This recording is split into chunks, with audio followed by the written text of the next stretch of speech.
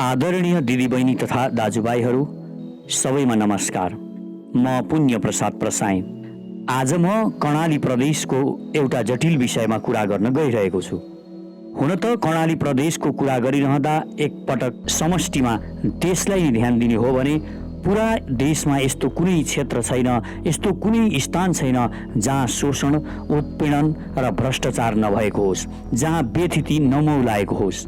आज यो गणतन्त्रको उपयोग सबैभन्दा बढी तिनै मानिसहरूले सर्वोत्तम रूपमा गरिरहेका छन् जो पञ्चायत कालदेखि नै सुविधा भोगी थिए, अवसरवादीहरू थिए, घुसखोर थिए, भ्रष्टाचार थिए। आज जुनसुकै क्षेत्रमा पनि फेरि पनि तिनीहरूकै राज्य चलेको जस्तो देखिएको छ। केन्द्रदेखि वडासम्म भ्रष्टाचार यसरी मौलाएको छ। ती जम्मै भ्रष्टाचारका कथाहरू हामीले यदि नेपाली जनतालाई बताइदिने हो भने वास्तवमै नेपाली जनताहरू घर घरबाट खुँडा खर्कट लिएर यी नेताहरूका विरुद्धमा उठ्नुहुनेछ। वास्तवमै कहाली लाग्दो अवस्था छ।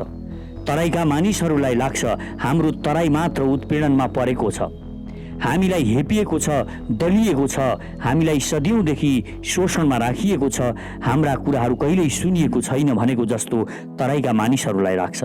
तर वास्तवमा यो उनीहरूको सोच एकदमै ठिक हो। तर तराईका मानिसहरूको मात्र यो अवस्था छैन।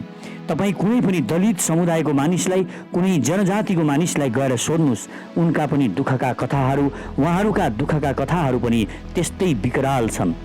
यो देशमा व्यथितिले यसरी जरा गाडेको छ, यसरी भ्रष्टाचार मौलाएको छ। केवल आफ्ना आसेपासे आफ्ना नजिकका मानिसहरूलाई मात्र यहाँका नेताहरूले पोषिरहेका छन्। तपाईँ कर्णाली पुरा प्रदेशमा जानुभयो भने पुरा कर्णाली प्रदेश एउटा दुःखको महासागर हो जस्तो लाग्छ। यहाँ दुःख, अविकास, व्यथिति यी सबै कुराहरूदेखि बाहेक अर्थो केही पनि देख्न पाइँदैन। यहाँ प्रकृतिले दिएका महान कुराहरूदेखि बाहेक कुनै त्यस्तो कृत्रिम कुराहरू छैन जसलाई मानिसले बनाएका हुन्। यहाँका मानिसहरूले बनाएर गौरव लाग्दो यस्तो कुरा छ है भनेर कर्णालीमा गरेका हुन्, यस्तो कुनै पनि छैन। यहाँ साराका सारा व्यथितिहरू, रूढिवादहरू मौलाएका छन् र यो अविकासलाई यहाँ प्रश्रय दिएको छ। यसको प्रमुख कारण भनेको यहाँ अहिले जो पनि जति पनि यो कर्णाली प्रदेशमा कार्यरत मानिसहरू छन् त्यसमा 99% मानिसहरू भ्रष्ट छन्, दलाल छन्, घुसखोर छन् र यिनीहरू राज्यबाट, केन्द्रबाट पैसा नलिने होइन, केन्द्रबाट अनेक योजनाहरू लान्छन्, योजनाहरू बनाउँछन्, तर ती कुनै पनि योजनामा काम गर्दैनन्। त्यही मिलेमतोमा एउटा समिति बनाएर केही पार्टीका 2-4 जना बसेर समिति बनाएर तिनै पार्टीका मानिसहरूले सारा योजनाको पैसा आफै खान्छन् र विकासका कार्यहरू कुनै पनि गर्दैनन्। आज सबैभन्दा उत्पीडनमा कर्णालीलाई पारिएको छ। यसो हेर्दा लाग्छ कर्णालीमा केही पनि गरिएको छैन र केन्द्रका मानिसहरू गर्न नै चाहँदैनन्। तर वास्तवमा त्यहाँका लोकल नेताहरू, स्थानीय नेताहरू नै यति निकम्मा छन्, यति भ्रष्ट छन्। तिनीहरूका भ्रष्टाचारका कथाहरू तपाईँले ठिक ढङ्गले भन्नुभयो भने कर्णाली प्रदेशको दुःखको कथा पनि त्यहीँ आउँछ। कुनै पनि परियोजनाहरू त्यहाँ जान्छन् तर त्यहाँ यस्ता मानिसहरूलाई नेतृत्वमा पठाइएको छ। वडामा यस्ता मानिसहरू पुगेका छन्, वडाध्यक्ष भनेका छन्, जिल्लामा यस्ता मानिसहरू पुगेका छन् जो ठेकेदार छन्, जो करोडौँ खर्च गरेर चुनाव जितिरहेका छन्। एउटा वडाध्यक्षसम्म बन्नको लागि करोडौँ खर्च गरेका छन् र तिनीहरूको त्यो सबै पैसा उनीहरूले अब यी भ्रष्ट नेताहरूलाई किनेर र यिनीहरूले यहाँबाट पठाएको पैसा, आधी पैसा केन्द्रमै फेरि ती भ्रष्ट नेताहरूलाई घुस खुवाएर बाँकी कुनै पनि काम नगरेर बाँकी पैसा स्थानीय नेताहरू सबै खाने गर्छन्। र यिनीहरू यसरी खान्छन् कि त्यहाँ सबै परियोजनाहरू कागजमा तयार गर्छन्, कागजमा तयार गरेर यिनीहरूले सबै भइसकेको जस्तो गर्छन्। किनभने जनताहरू पनि त्यहाँ चनाखो हुन सक्नु भएको छैन, नागरिकहरूलाई यी सबै कुराहरूको सूचना समेत दिएको छैन। त्यसै कारणले आज कर्णाली प्रदेश मात्र होइन देशका सबै क्षेत्रमा यो व्यथिति, यो विसङ्गति मौलाएर गएको छ। केही मानिसहरू धनीका धनी भइरहेका छन्, सबका सब परियोजनाहरू कागजमा मिलाएर खाने काम गरिएको छ। केवल यो देशको विकासको 20% बजेट भनिएको छ विकास खर्चको लागि, त्यो 20% बजेट पनि यिनीहरू 10% खर्च गर्न सक्दैनन् र 10% खर्च गरेको भनिएको बजेट पनि यिनीहरूले 2% पनि त्यहाँ खर्च गरेका हुँदैनन्। अरू 8% यिनीहरूले घुस खाएर केन्द्रदेखि वडासम्म मिलाएर खाएका हुन्छन्। आज यस्तै कथा छ कर्णाली प्रदेशको। म यस्ता कथाहरू आज कर्णाली प्रदेशमा अर्को विकराल समस्या र यस्ता कथाहरू म प्रस्तुत गर्न गइरहेको छु र यिनीहरू कसरी खान्छन्, आज के गर्दैछन् यहाँका जनप्रतिनिधिहरू, त्यो पनि म बताउन गइरहेको छु। त्यसकारण यहाँहरूले अब चनाखो हुनुपर्ने अवस्था छ। देशका हरेक नागरिकहरूले चनाखो भएर अब आफ्ना वडामा के विकास कार्यहरू आएका छन्, यिनीहरू के गर्न खोजिरहेका छन्, कसरी कसरी मिलाएर पैसा खाइरहेका छन्। आज स्कुलमा अनेक सामान किन्न, भौतिक सामानहरू किन्नको लागि, पुस्तकालयको लागि, विज्ञानका सामग्रीहरूको लागि अनि टेक्नोलोजीका सामानको लागि पैसा गएको छ, तर त्यहाँका हेडमास्टर र त्यहाँका वडाका अध्यक्षहरू अनि सञ्चालक समितिका अध्यक्षहरू मिलेर सबका सब बजेट खाइरहेका छन्। कसैलाई थाहा पत्तो पनि हुँदैन। यसरी मिलिरहेर यो देश वास्तवमा यिनीहरूले नर्क बनाउन लागिसकेका छन्। यिनीहरूलाई हामीले छिटोभन्दा छिटो किनारा लाउन सकेनौँ भने यो हाम्रो लागि, यो देशको लागि ठुलो बर्बादीको खतरा छ र यो देशको सार्वभौम सत्ता पनि जान सक्ने यसैबाट खतरा देखिन्छ। त्यसैले पनि हामीले म सचेत नेपाली महाअभियान सुरु गरेका छौँ र हामी यसलाई चाँडोभन्दा चाँडो यो देशको शक्तिशाली पार्टीको रूपमा परिणत गर्न चाहन्छौँ। यस्ता निकम्माहरूलाई, यस्ता भ्रष्टहरूलाई अब कारबाहीको दायरामा ल्याएर हामीहरूले यिनीहरूलाई कारबाही गर्न सकेनौँ भने यो देश वास्तवमै नर्क बन्नेछ। आज कोरोनाको कहर छ, तर पनि कर्णाली प्रदेशका जनप्रतिनिधिहरूको एउटा ध्यान छ, उनीहरू कसरी सेवा सुविधा दोब्बर बनाउने, कसरी सेवा सुविधा वृद्धि गर्ने, यसैमा उनीहरू ध्यानमा लागेका छन्। जनताको उनीहरूलाई केही मतलब छैन, केवल आफू कसरी सुख भोग गर्ने, कसरी आफू प्राप्त गर्ने। हुन त यो कर्णाली प्रदेशको मात्र कथा होइन, देशभरि देशका सांसदहरू, केन्द्रका सांसदहरू, हरेक प्रदेशका सांसदहरू, हरेक वडाका वडाध्यक्षहरू यसैमा लागि परेका छन्। प्रदेश सरकारले स्थानीय तहका जनप्रतिनिधिहरूका लागि दोब्बर सुविधा प्रस्ताव गरेको छ। यो कर्णाली प्रदेशको कुरा गरिरहेको छु म। सुविधा सम्बन्धी ऐन संशोधन गर्ने तयारी पनि गरिरहेको छ। सर्वोच्च अदालतले गत कार्तिक पहिलो साता स्थानीय तहका पदाधिकारी र सदस्यहरूको मासिक पारिश्रमिक तथा ज्यालासहितको सुविधा सम्बन्धी कानुन खारेज गरेको थियो। तर ऐन संसदबाट पारित भएपछि कर्णालीमा मासिक 3 करोडभन्दा बढी रकम जनप्रतिनिधिको सुविधामा खर्च हुने देखिएको छ। ऐनमा स्थानीय तहका प्रमुखदेखि सदस्यसम्मलाई सुविधा व्यवस्था गरिएको छ।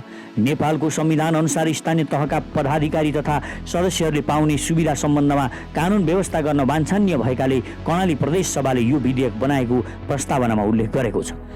इन्टरनेटको सहज पहुँच नभएका, पत्र पत्रिका नपाइने स्थानका जनप्रतिनिधिहरूलाई पनि पत्र पत्रिका र इन्टरनेट सुविधा दिएको छ। यो भनेको यिनीहरूको भुँडी फोर्नको लागि मात्र हो, यिनीहरूलाई भुँडी भर्नको लागि मात्र हो। यो यिनीहरूले भरेको भुँडी फोर्नको लागि अब त्यहाँका स्थानीय जनताहरू आफ्नो आफ्नो ठाउँबाट उठ्न जरुरी छ। यिनीहरूका कठालो समाएर यी गद्दारहरूलाई, यी देशद्रोहीहरूलाई, जनताले रगत पसिना बगाएर कमाएको पैसा, कर तिरेका जनताको रगत पसिना चुस्ने यस्ता प्रतिनिधिहरूलाई एकलाई नङ्ग्याउन जरुरी छ। जिल्ला समन्वय समिति प्रमुखले 40,000 र अन्य सुविधा 12,000 गरी मासिक 52,000 रुपियाँ बुझ्ने भएका छन्। त्यस्तै अन्य प्रतिनिधिको सुविधाको लागि पनि वृद्धि गरिएको छ। गाडी भएका प्रमुखले पनि यातायात सुविधा र मासिक 100 लिटर डिजेल पाउने भएका छन्। हेर्नुहोस्, यिनीहरूको बदमासी देख्दाखेरि वास्तवमा हरेक जनताहरूको रगत उम्लेर आउँछ। त्यसैले पनि यहाँ भनिएको यी निकम्माहरूलाई तह लाउनको लागि केही नयाँ प्रक्रिया यो देशमा गर्न जरुरी छ। यस्तै उपप्रमुखले 35,000 र इन्धन बापत 9,000 गरी मासिक रूपमा 44,000 रुपियाँ दिने प्रस्ताव गरेको छ। त्यस्तै जिल्ला समन्वय समितिका सदस्यहरूले 8,000 रुपियाँ मासिक सुविधा दिने प्रस्ताव गरिएको छ। उक्त नगर प्रमुखको इन्धन खर्चसहित 46,000 मासिक सुविधा पाउने भएका छन्। नगर प्रमुखले 39,000 पाउने भएका छन्। नगर प्रमुखले 80 लिटर तथा उपप्रमुखले 70 लिटर मासिक डिजेल पाउने व्यवस्था छ। यिनीहरूलाई मोज छ, दाई छ। जनताले रगत पसिना बगाएर कमाएको पैसामा यिनीहरू यसरी मोज गरिरहेका छन् कि यो भनेर साध्य छैन। त्यस्तै नगरपालिकाका वडा अध्यक्षले मासिक 25,000 र 25 लिटर पेट्रोल, कार्यपालिकाका सदस्यले मासिक 8,000, सभाका सदस्यले मासिक 5,000 का दरले सेवा सुविधा उपलब्ध गराएका छन्। त्यस्तै गाउँपालिकाका अध्यक्ष इन्धन सुविधा सहित मासिक 40,000, उपाध्यक्षले 33,000 पाउने रे। त्यस्ता गाउँपालिकाका वडा अध्यक्षले मासिक 20,000 र 15 लिटर पेट्रोल, कार्यपालिका सदस्यले मासिक 6,000, सभाका सदस्यले मासिक 4,000 सुविधा पाउने कानुन दर्ता भएको हो। गाउँपालिकाका अध्यक्ष मासिक रूपमा 70 लिटर र उपाध्यक्षले 60 लिटर डिजेल पाउने भएका छन्। यो अन्य सुविधाहरूको कुरा गर्नुहुन्छ भने प्रदेश सभामा दर्ता भएका विधेयकमा स्थानीय तहका जनप्रतिनिधिहरूलाई थप सुविधा पनि व्यवस्था गरिएको छ। जिल्ला समन्वय समितिका उपप्रमुख र प्रमुखलाई मासिक यातायातको खर्च बापत 12,000, चाडपर्व खर्च बापत मासिक 15,000 दिने प्रस्ताव गरिएको छ। बैठक भत्ता बापत जिल्ला समन्वय समितिले प्रमुखले 1,500 र उपप्रमुखले 1,250 रुपियाँ तोकिएको छ। यस्तै दैनिक भ्रमण भत्ता बापत प्रमुखलाई 2,000 र उपप्रमुखलाई 1,800 दिने विधेयकमा उल्लेख छ। विदेश भ्रमणको दैनिक भ्रमण भत्ता प्रमुखले $150 अमेरिकी र उपप्रमुखले $125 अमेरिकी पाउनेछन्। दुवैको यात्रा बिमा 10 लाख गरिने विधेयकमा उल्लेख छ। नगरपालिकाका प्रमुखहरूले उपप्रमुखहरूले यातायात खर्च बापत 12,000, चाडपर्व बापत 15,000 र बैठक भत्ता बापत 5,100, 1,250 दैनिक भ्रमण भत्ता 1,800 र विदेश भ्रमण बापत 150 र $140 अमेरिकी तोकिएको छ। वडाध्यक्षका लागि यातायात खर्च बापत 10,000, चाडपर्व खर्च बापत 12,000, बैठक भत्ता 1,000, दैनिक भ्रमण भत्ता 1,600 तथा विदेश भ्रमण भत्ता 125 लिटर तोकिएको छ। कार्यपालिका र सदस्यहरूका लागि यातायात खर्च बापत 7,000, चाडपर्व खर्च बापत 10,000, बैठक भत्ता 1,000, दैनिक भ्रमण भत्ता 1,600 र विदेश भ्रमण भत्ता 125 लिटर तोकिएको छ। सभाका सदस्यको हकमा यातायातको खर्च बापत 5,000, चाडपर्व खर्च बापत 7,000 र बैठक भत्ता 1,000, दैनिक भ्रमण भत्ता 1,600 र वैदेशिक भ्रमण भत्ता 125 तोकिएको छ। यसरी वास्तवमा यिनीहरू ब्रह्मलुट गरिरहेका छन्। यस्तै अवस्था अन्यत्र पनि छ, तर कर्णाली प्रदेशमा यो भयानक अवस्था देखिरहेको छ। 2075 सालमा प्रदेश सभाले पारित गरेको विधेयकमा जिल्ला समन्वय समितिले संयोजक मासिक सुविधा 36,000 तोकिएको थियो।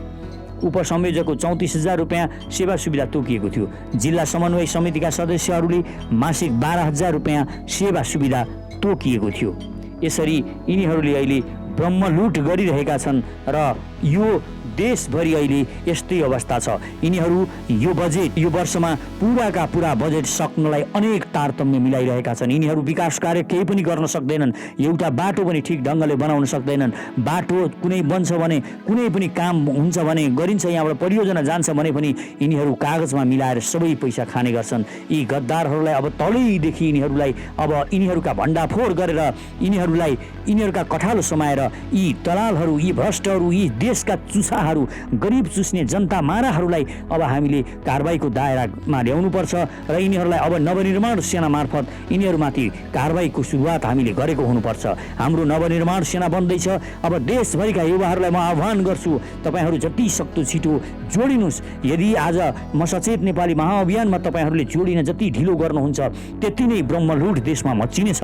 अब हामी एउटा नयाँ शक्ति बनेर यिनीहरूमाथि वास्तवमै निगरानी त राख्ने छौँ नै, यिनीहरूलाई तलदेखि माथिसम्म को कसरी भ्रष्टाचार गरिरहेका छन् यिनीहरूका एक एक पोलहरू हामी खोल्नेछौँ र यिनीहरूलाई कारबाहीको दायरामा ल्याउनेछौँ। म यो आम नेपाली नागरिकहरूमाथि वचन दिन चाहन्छु, विश्वास दिलाउन चाहन्छु। अब यिनीहरूलाई हामीले वास्तवमै कारबाहीमा ल्याउन सकेनौँ भने यो देशको दुर्गति धेरै पर छैन। त्यसकारण हामीले सावधान भएर, चनाखो भएर हरेक एक्टिभिटीहरूमा यिनीहरूका हरेक क्रियाकलापमा ध्यान दिन जरुरी छ भन्ने मलाई विश्वास लाग्छ। र हामीसँग जोडिनुहोस्, जहाँ हुनुहुन्छ त्यहीँबाट हाम्रा फेसबुक पेजहरूमा, हाम्रा ट्विटरहरूमा तपाईँ सम्पर्कमा आउनुहोस्, हामीसँग जोडिनुहोस्, मेसेज गर्नुहोस् हामीलाई र हामी तपाईँलाई अब एउटा यो मूलधारमा लिएर जान चाहन्छौँ। हाम्रो म सचेत नेपाली अभियान अब यो पार्टीको रूपमा परिणत हुँदैछ। यो युवाहरूले चलाउने युवाहरूको पार्टी बन्ने छ र युवाहरूलाई हामी लिडरसिपमा अगाडि बढाइरहेका छौँ र तपाईँहरू आउनुहोस्। अब तपाईँहरू जोडिएर हामी एक भएर, एकाकार भएर अब यो देशका शैतानहरूलाई, यो देशका राक्षसहरूलाई, यो देशका लुटेराहरूलाई अब हामीले एक ठाउँ गल्ली गल्लीबाट यिनीहरूलाई कारबाहीको सुरुवात गर्नुपर्छ। टोल टोलमा यिनीहरू विरुद्ध आवाज उठाउनुपर्छ। यिनीहरू विरुद्ध हामीले प्रश्न गरेकै गर्नुपर्छ। यिनीहरूको भण्डाफोर गर्न सकेको हुनुपर्छ र यसको लागि हामी एक नागरिकहरू अब सचेत भएर अगाडि बढ्न जरुरी छ। धन्यवाद र आफ्ना प्रतिक्रियाहरू दिनुहोला। यी विचारहरूलाई बढीभन्दा बढी सेयर गरेर हामी जनतामा पुर्याउन हुन पनि हार्दिक अनुरोध गर्दछु। धन्यवाद। जय सचेत नेपाली। शक्तिशाली र समृद्ध नेपालको नवनिर्माणका लागि सचेत नेपाली महाअभियान। आदरणीय दिदीबहिनी तथा दाजुभाइहरू नमस्कार। म पुण्य प्रसाद प्रसाई। पेशाले म लेखक, प्रकाशक र उद्यमी। जे विशेषण भए पनि म तपाईहरू जस्तै यो देशलाई हृदयदेखि नै माया गर्ने एउटा देशभक्त नेपाली हुँ। नेपालको अस्तित्व खतरामा परेको यस घडीमा देशभक्तिको भावना नेपाली जनजनमा पुर्याउनु अति नै आवश्यक ठानेर हामीले म सचेत नेपाली नामक महाअभियान सुरु गरेका छौँ र यसको संयोजकमा साथीहरूले मलाई तोक्नु भएको छ। यस महाअभियानको उद्देश्य भ्रष्ट र देशद्रोही लेन्डुपेहरूलाई नाङ्गे झार बनाउने मात्र होइन, राष्ट्रिय गौरवका आयोजना छिटो पूरा गर्न यो सरकारलाई दबाब दिनु र नेपाली स्वार्थसँग सम्बन्धित कुनै पनि घटनालाई ठिक ढङ्गले प्रस्तुत गरेर जनतालाई सचेत र चनाखो हुन प्रेरित गर्नुका साथै विश्वका कुना कुनामा पुगेर संसारको समृद्धि देखेका जनताको यति त नेपालमा हामी पनि गर्न सक्छौँ, नेपाल भन्दा सुन्दर त मलाई संसारमा कहीँ लागेन भन्ने जुन भावना छ त्यसलाई मूर्त रूप दिन र उहाँहरूलाई आफ्नो मातृभूमि फर्केर परिवारसँगै बसेर केही गर्न सक्ने उद्यमी हुन प्रेरणा दिनुका साथै नेपाल र नेपालीलाई माया गर्ने सकारात्मक सोच भएका मनहरूलाई गोलबद्ध गरेर नेपालको निर्माण गर्न यहाँको बेथिति, विसङ्गति, भ्रष्टाचार र राष्ट्रद्रोही दलाल लेन्डुपे विरुद्ध लड्न एउटा विश्वसनीय, भरपर्दो र सशक्त आवाज निर्माण गर्नु हो, जुन आवाज सुन्न यो लम्पसारवादी सरकार पनि बाध्य बनोस्। हामीलाई यो देशका भ्रष्ट र लेन्डुपे नेता, भ्रष्ट र दलाल कर्मचारी टाठा बाठा बनेर विदेशीको पैसा खाएर परे देशै बेच्न पनि पछि नपर्ने विदेशी जासुसहरूले धेरै भ्रममा पारे। अब सचेत बनौं र अरूलाई पनि सचेत गराउँ। यो सचेत नेपाली महाअभियानको उद्देश्य सानो र सुन्दर नेपाल मात्र होइन, विशाल, शक्तिशाली र समृद्ध नेपालको नवनिर्माण हो। यसका लागि तपाईँ पनि भन्नुहोस् म सचेत नेपाली। र यदि हामीसँग हातमा हात र आवाजमा आवाज मिलाएर यो देशको नवनिर्माणको यो महाअभियानमा सक्रिय बन्न चाहनुहुन्छ भने हामीसँग जोडिनुहोस्। यसका लागि कमेन्टमा म सचेत नेपाली लेखेर आफ्नो इमेल आइडी लेख्नुहोला। साथै हाम्रो ट्विटर ह्यान्डल म सचेत नेपालीलाई फलो गर्नुहुन र म सचेत नेपाली नामको फेसबुक पेज लाइक गर्नुहुन पनि हार्दिक अनुरोध गर्दछु। आउनुहोस् मिलेर नेपालको नवनिर्माण गरौँ, एकै स्वरमा भनौँ म सचेत नेपाली, मेरो देश म आफै बनाउँछु। म आफ्नो प्यारो मातृभूमि नेपाल र नेपाली जनताको सेवामा मन, वचन र कर्मले समर्पित रहनेछु। देश र जनतालाई कहिल्यै धोका दिने छैन र धोका दिने गद्दारहरूलाई म छोड्ने पनि छैन। धन्यवाद।